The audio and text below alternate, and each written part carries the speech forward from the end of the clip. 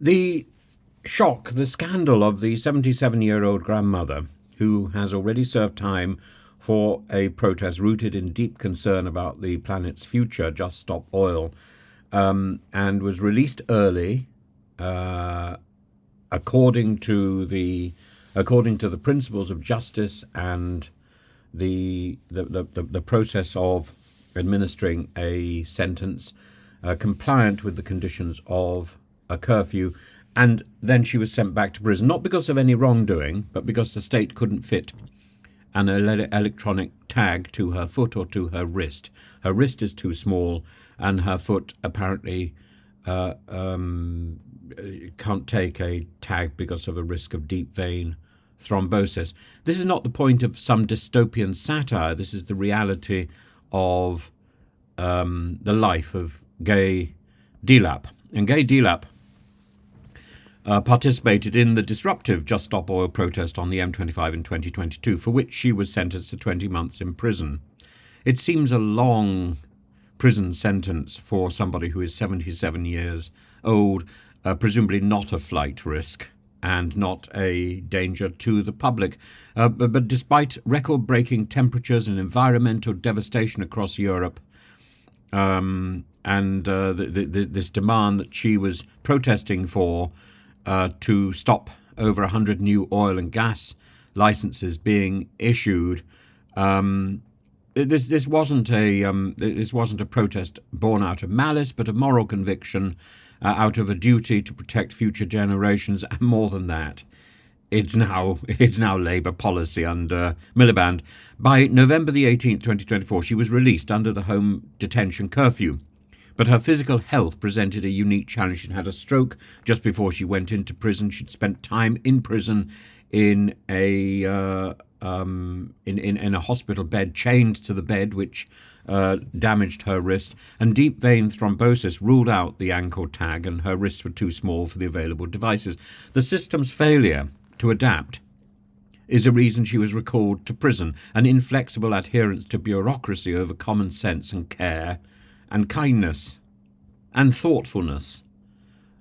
And you have to ask, if the justice system isn't humane, then what does it mean?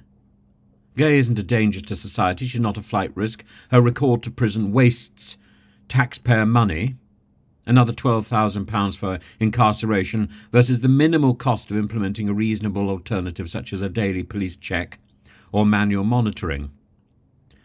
The Ministry of Justice's stance that the law must be enforced seems more concerned with rigid procedural compliance than with fairness or proportionality.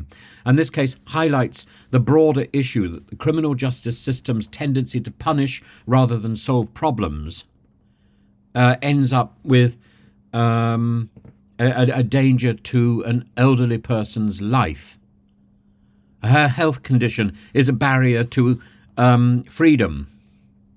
The system has chosen to treat it as a penalty. So while Gay spends Christmas in prison, executives at fossil fuel companies and politicians profiting from corrupt contracts roam free. The same government that jailed her has adopted policies aligned with the very demands that she was fighting for. It raises the question, what does it say about justice when those who act to push society forward are punished and those who perpetuate harm remain unscathed?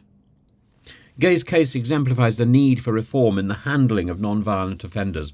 The tagging system, outsourced to private companies like SERCO, whose history is marred by scandal, clearly lacks in flexibility and innovation. Solutions such as daily police reporting, remote monitoring apps, or community service in lieu of imprisonment should be explored, surely.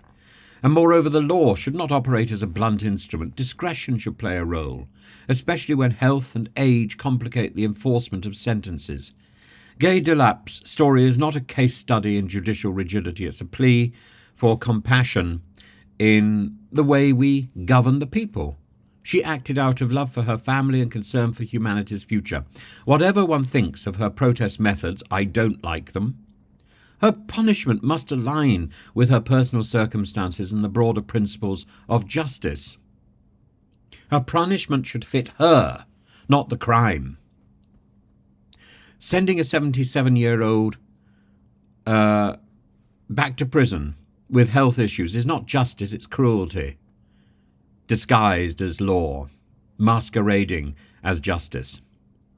As her friends and family rightly put it, we want common sense to prevail, and Justice Secretary Shabana Mahmood has the discretion to reverse this decision, and doing so would not only save public funds but would also reaffirm the principles of proportionality and humanity in the justice system. If justice cannot accommodate compassion, then it ceases to serve society effectively. I hope this story inspires the change needed to prevent similar injustices from recurring. For in Gay Dar's plight lies a stark reminder that justice must be flexible enough to serve the people it governs. It shouldn't be ensnared in its own bureaucracy.